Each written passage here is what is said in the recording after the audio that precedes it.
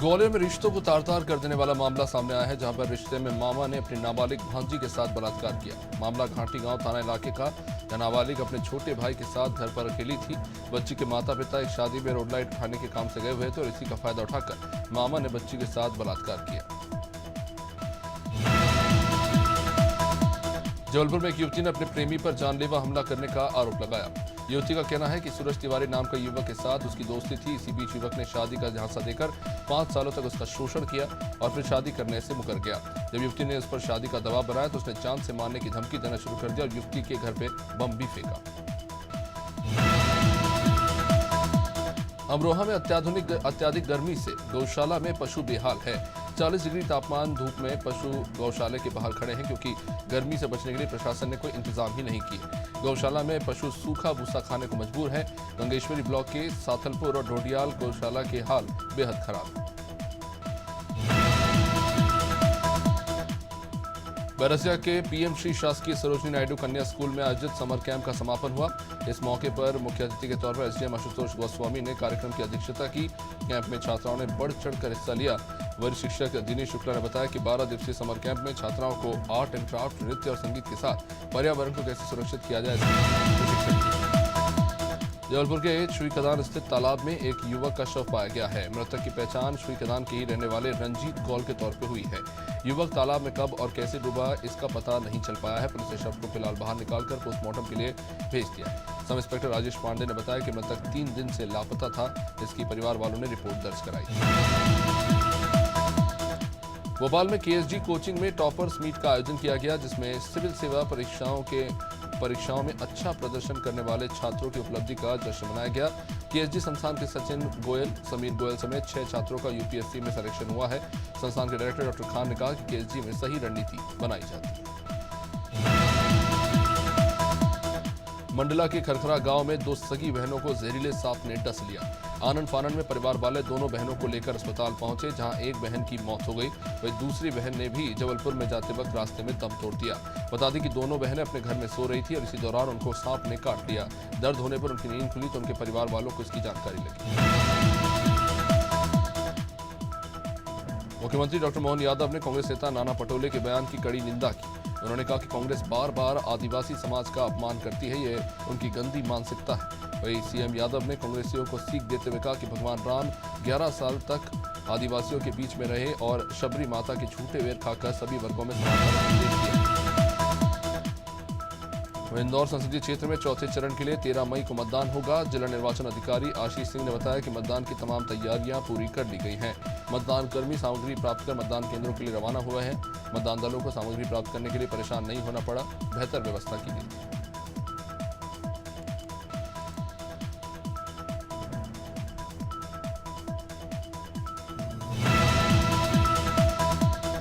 मध्य प्रदेश में चौथे और अंतिम चरण के मतदान 13 मई को होंगे। मतदान की तैयारियों के संबंध में मुख्य निर्वाचन अधिकारी अनुपम राजन ने प्रेस कॉन्फ्रेंस में जानकारी दी और बताया कि आचार संहिता लगने के बाद से अब तक की कार्रवाई में 296.44 करोड़ की अवैध सामग्रियां जब्त की गई है। पिछली बार इंदौर में सबसे कम मतदान हुआ था और इस बार ये एक बड़ी चुनौती बन गया।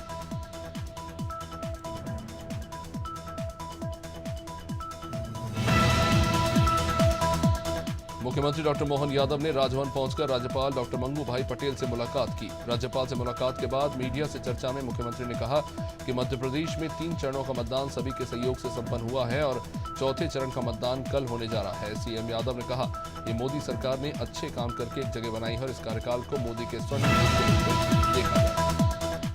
रांची में एक दुल्हन बारात का इंतजार करती रह गई, लेकिन दूल्हा उसे लेने नहीं पहुंचा। दूल्हे के परिवार वालों ने अचानक से दहेज में सोने की चेन और 2 लाख रुपए की डिमांड कर दी और मांग पूरी न होने पर बारात दुल्हन की दहलीज पर न लाने की चेतावनी दी। इससे दुल्हन पक्ष में हड़कंप मच गया। काफी मनाने के बाद भी दूल्हा पक्ष नहीं माना और शादी नहीं। शहडोल में ग्रामीण महिलाओं ने थाने के सामने विरोध जताया। ग्रामीण महिलाओं ने एसआईएसएफ पर बंदूक दिखाकर जबरन कोयला जब्त करने के आरोप लगाए। ग्रामीणों का आरोप है कि एसआईएसएफ के जवानों ने मारपीट कर 40 टन कोयला जब्त कर लिया। इसकी कीमत 2 लाख रुपए है। साथ ही 10 लोगों के खिलाफ कार्रवाई भी की। मामले में ग्रामीणों ने थाने में लिखित शिकायत देकर एसआईएसएफ के खिलाफ कार्रवाई करने की मांग की। लोकसभा चुनाव के चौथे चरण में 13 मई को मतदान है और ऐसे में बागली में मतदान के लिए मतदान दल को रवाना किया गया। जिले के उत्कृष्ट स्कूल को चुनावी सामग्री वितरण केंद्र बनाया गया। एसडीएम आनंद मालवीय ने बताया कि खंडवा लोकसभा में बागली के लिए 297 मतदान केंद्र बनाए गए हैं, जिसमें 14 आदर्श मतदान केंद्र और 59 संवेदनशील मतदान केंद्र हैं। रतलाम झाबुआ संसदीय क्षेत्र के लिए चौथे चरण का मतदान 13 मई को होना है, जिसे लेकर संसदीय क्षेत्र की 8 विधानसभाओं में तैयारियां पूरी कर ली गई हैं। इसके पहले 12 मई को सभी मतदान कर्मी मतदान केंद्रों पर पहुंचे। इस मौके पर आंगनबाड़ी कार्यकर्ताओं ने फूल मालाओं से पोलिंग पार्टी का स्वागत किया।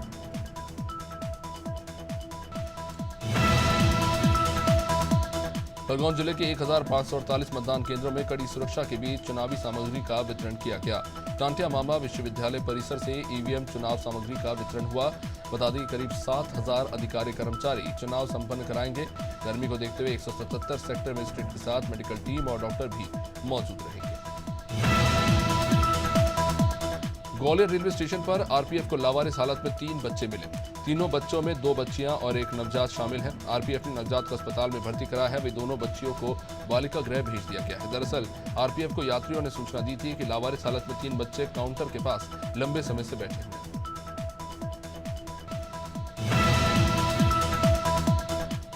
दिल्ली में सिख युवकों ने बाइक रैली निकाली। प्रदेश भाजपा कार्यालय से सैकड़ों की संख्या में बाइक पर सिख समुदाय के नौजवानों ने रैली निकाली।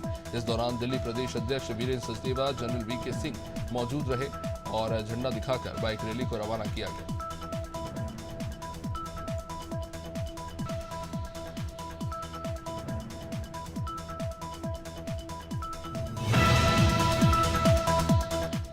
जशपुर में चिरौंजी बेच रहे किसान लाखों रुपए कमा रहे हैं। जिले के जंगलों में किसान इन दिनों बेशकीमती चिरौंजी के बीज की तुड़ाई कर रहे हैं और लाखों रुपए कमा रहे हैं। बता दें कि महज 1.5 महीने तक ही चिरौंजी पेड़ में रहता है और यही किसानों की आमदनी का प्रमुख जरिया है।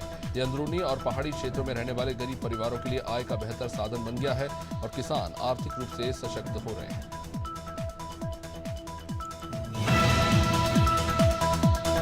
रायपुर पुलिस ने महादेव सट्टा ऐप मामले में कोलकाता से 5 सटोरियों को गिरफ्तार किया। एसपी ने बताया कि सभी सटोरिये आईपीएल क्रिकेट मैच में सट्टे का संचालन कर रहे थे। अब इस बीच टीम ने सभी सटोरियों को पकड़ा। सट्टा ऑपरेशन में 5 लैपटॉप, 36 मोबाइल फोन समेत कुल 12 लाख रुपए का सामान पुलिस ने बरामद किया। 24 बैंक के पासबुक और एटीएम कार्ड भी पुलिस को मिले। कैबिनेट मंत्री ओपी चौधरी ने उड़ीसा दौरे से पहले मीडिया से बातचीत की। इस दौरान उन्होंने सीजीपीएससी मामले को लेकर कांग्रेस पर निशाना साधा। उन्होंने कहा कि कांग्रेस को सवाल उठाने का कोई हक ही नहीं बनता। कांग्रेस ने भाई बहनों के साथ धोखा किया है। मामले में सीबीआई जांच का निर्णय भाजपा सरकार ने लिया है। जांच की प्रक्रिया सेंटर में नोटिफाई हो गई है। रायपुर पुलिस ने लूट के 8 मामलों का खुलासा करते हुए 3 अंतर्राज्यीय छात्र चोरों समेत कुल 9 लोगों को गिरफ्तार किया। इनमें 2 नाबालिग भी शामिल हैं।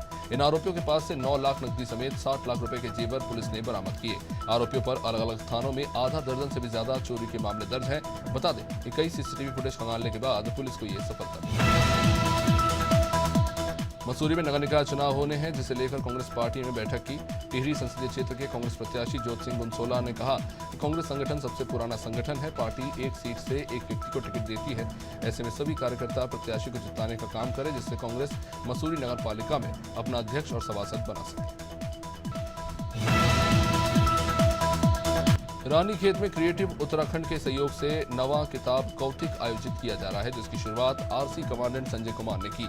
इस दौरान उन्होंने किताबों को सबसे अच्छा दोस्त बताया। उन्होंने किताब कौतिक की सराहना करते हुए कहा कि इसका लाभ नई पीढ़ी को मिलेगा। बता दें कि इस कार्यक्रम का उद्देश्य बच्चों और युवाओं में पढ़ने लिखने की संस्कृति को विकसित करना है। रुड़की के गनौली गांव की बेटी काजल रानी ने पूरे क्षेत्र का नाम रोशन किया। रानी पीएससी परीक्षा में पास होकर जज बन गई है। इससे पूरे क्षेत्र में खुशी का माहौल है। ऐसे में वरिष्ठ समाज सेवी चौधरी सुभाष नंबरदार भी काजल को बधाई देने पहुंचे, जहां उन्होंने काजल को शॉल उठाकर उनका सम्मान किया। इस दौरान सुभाष नंबरदार ने कहा कि साधारण परिवार की बेटियां अपनी लगन और मेहनत से कर दिखाया। फूलपुर प्रभारी निरीक्षक की टीम ने 50,000 के इनामिया हिस्ट्री शीटर D34 गैंग के सदस्य दिलशाद से पुलिस की मुठभेड़ हुई है, जिसमें उस पुलिस ने इसे गिरफ्तार किया। पुलिस मुठभेड़ में आरोपी दिलशाद के दोनों पैरों में गोली लगी और उसको सामुदायिक स्वास्थ्य केंद्र फूलपुर ले जाना पड़ा, जिसके पास से पुलिस ने अवैध तमंचा और कारतूस बरामद किए। दमोह पुलिस अधीक्षक ऋतुकीर्ति सोमवंशी के निर्देश पर अवैध शराब को लेकर विशेष अभियान चल रहा है और पुलिस ने मुखबिर की सूचना पर बनगांव शराब दुकान से अवैध शराब लेकर जा रही एक बोलेरो पिकअप को पकड़ा। पुलिस ने इसमें से करीब 60 पेटी अवैध शराब बरामद की। आरोपी दमोह की ओर जा रहे थे। पुलिस की कार्रवाई के दौरान एक आरोपी फरार हो गया। हालांकि एक आरोपी गिरफ्तार कर लिया।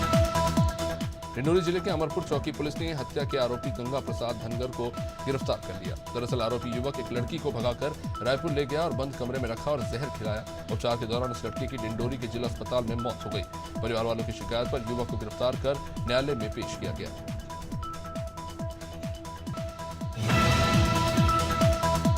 गुना में पारदियों की गैंग में फिर विवाद हो गया। फायरिंग के दौरान मोहन पारदी की मौत हो गई। इससे 3 दिन पहले 2 पारदी समुदायों में विवाद हुआ था। इसमें गोली लगने से धर्मपाल नाम के एक शख्स की जान चली गई थी। एडिशनल एसपी मान सिंह ठाकुर सहित भारी पुलिस बल को मौके पर तैनात करना पड़ा। मौके पर भारी भीड़ देखने को मिली।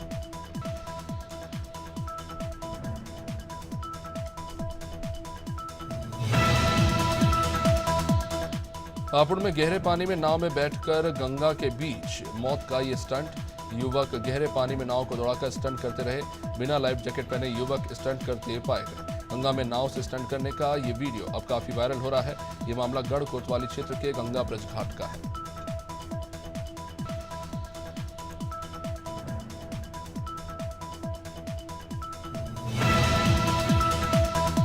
जबलपुर के धुमा थाना क्षेत्र अंतर्गत कमला गार्डन में हो रही शादी मातम में बदल गई, जब शादी में नाचने से हुए विवाद पर 2 युवकों ने मिलकर एक युवक की चाकू मारकर हत्या कर दी।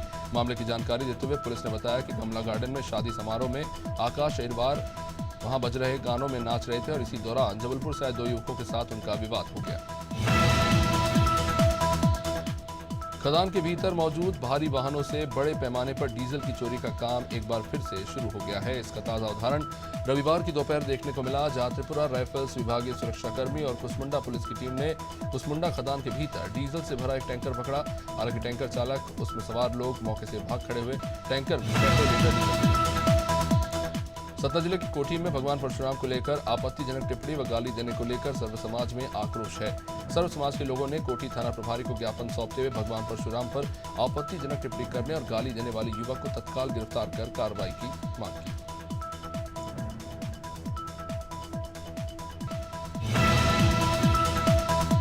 सहारनपुर में सरसवा शुगर मिल के आबकारी उप निरीक्षक अरविंद कुमार सिंह और शुगर मिल के शीरा लिपिक शिव कुमार को देर रात शीरा चोरी के आरोप में सरसवा पुलिस ने रंगे हाथों गिरफ्तार किया। उप निरीक्षक और मिल कर्मचारी की रंगे हाथों गिरफ्तारी से लखनऊ तक आबकारी में हड़कंप मचा हुआ है। सूत्रों की माने तो पुलिस की जांच पड़ताल के मुताबिक कई बड़े चेहरे इस मामले में शामिल हैं। सहारनपुर में राशन डीलर के यहां एसडीएम नकुड़ ने छापेमारी की। एसडीएम की छापेमारी से राशन डीलरों में हड़कंप मचा हुआ है। छापेमारी के दौरान राशन डीलर मौके पर पाया नहीं गया। एसडीएम ने स्टॉक चेक किया तो अनाज नहीं मिला। 145 क्विंटल के करीब राशन मौके पर नहीं पाया गया। एसडीएम ने स्टॉक को सील करने के आदेश दिए हैं। एसडीएम संगीता राघव ने कहा कि मामले की जांच टीकमगढ़ पुलिस ने नाबालिग से दुराचार के आरोपी को गिरफ्तार कर लिया है। ये मामला बुंडेरा थाना इलाके के बड़ा गांव का है। यहाँ आरोपी ने पानी मांगने के बहाने नाबालिग से बलात्कार किया। बच्ची के परिवार वालों की शिकायत पर पुलिस ने केस दर्ज करते हुए 24 घंटे में गिरफ्तार कर लिया।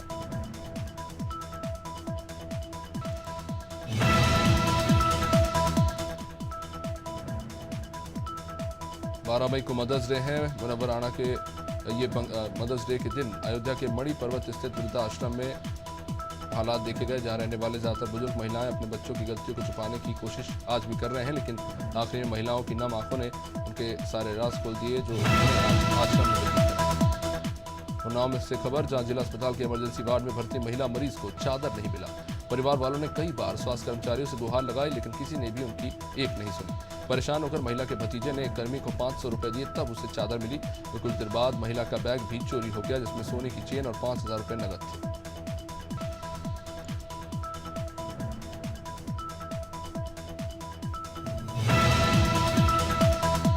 केंद्रीय गृह मंत्री अमित शाह ने कौशाम्बी संसदीय क्षेत्र की हीरागंज सिद्धपीठ मां नायर देवी धाम में जनसभा की और बीजेपी प्रत्याशी विनोद सोनकर के पक्ष में वोट देने की अपील की। उन्होंने कहा कि इस बार हैट्रिक लगाकर नरेंद्र मोदी को तीसरी बार प्रधानमंत्री बनाना है। इस दौरान शाह ने राहुल गांधी और अखिलेश यादव पर तीखा हमला किया।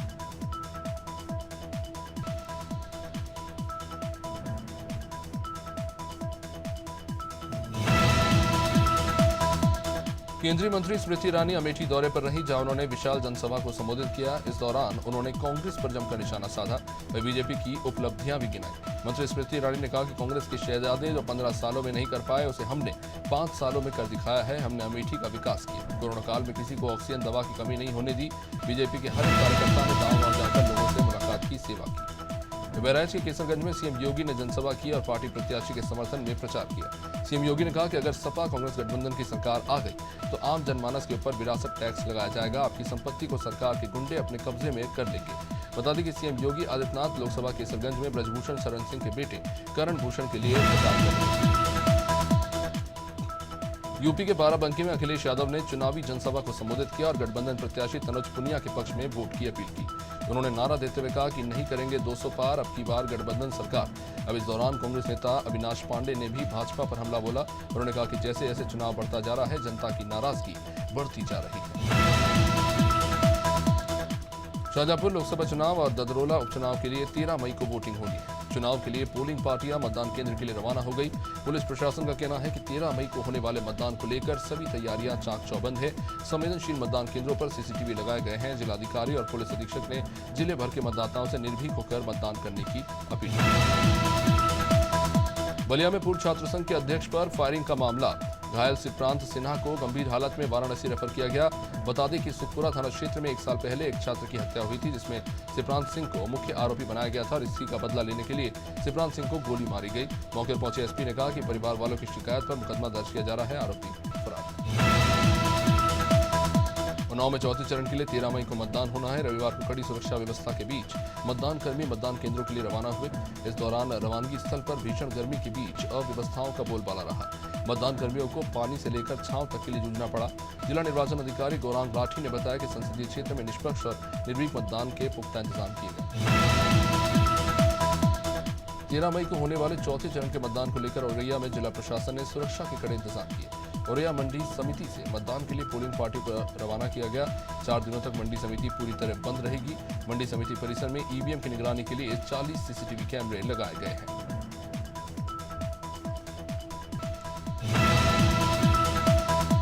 उत्तर प्रदेश के डिप्टी सीएम केशव प्रसाद मौर्य महोबा पहुंचे, जहां में बीजेपी प्रत्याशी पुष्पेंद्र सिंह चंदेल के समर्थन में आयोजित व्यापारी सम्मेलन में शामिल हुए। इस दौरान उन्होंने जनता जनार्दन से बीजेपी के पक्ष में वोट देने की और मोदी को तीसरी बार प्रधानमंत्री बनाने की अपील की। वह विपक्षियों पर भी उन्होंने करारा हमला बोला।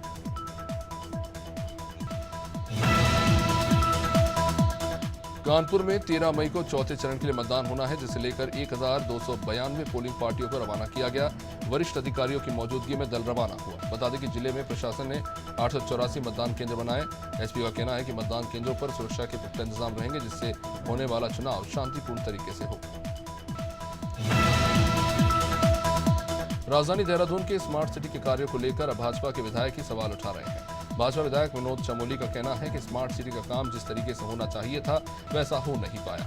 बता दें कि एक तरफ भाजपा के विधायक जहां सवाल उठा रहे हैं, तो स्मार्ट सिटी का काम जून 2024 तक पूरा होना है और ऐसे में स्मार्ट सिटी को लेकर अभी कोई कदम नहीं उठाया गया।